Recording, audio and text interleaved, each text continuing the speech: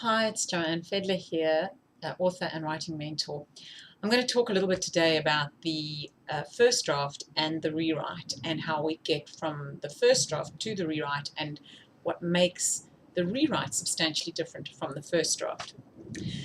So the first draft you should think about as the draft that is written for you. It is the draft that you are writing for yourself as the writer. It is the unkempt, messy, chaotic, just catch everything you can kind of draft. It's like caught, I always say it's caught like vomit in a bucket. Just get it down. It is, I like to also think of it as the wabi-sabi draft. Wabi-sabi is a Japanese term which means the beauty of that which is imperfect, impermanent, and incomplete.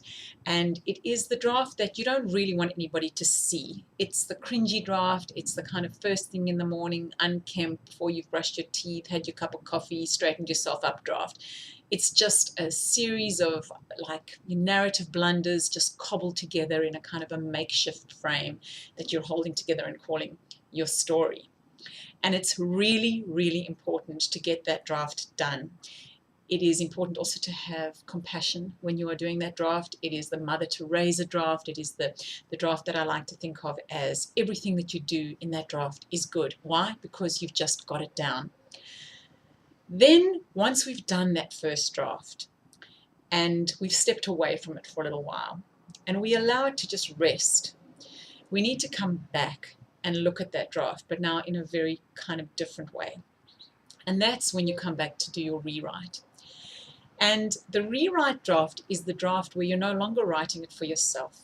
You are writing this draft for a reader. It's not caught like vomit in a bucket. It is aimed like an arrow at a target. You are writing for a reader, so you are going to have to come much more ruthlessly to that draft. This is no longer Mother Teresa territory.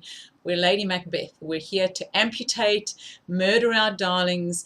We will break bones, reset things if that's what the narrative requires, if that's what the story needs. So it is a very different way of coming back to the text and standing in the shoes of the reader and making sure that every single thing that is in that draft is serving the story. So whatever stuff that you had to work through around your ego has to be done in the first draft, because the second draft is actually not even about you. It is about the reader. It's about making the reader care. It's about connecting emotionally with the reader.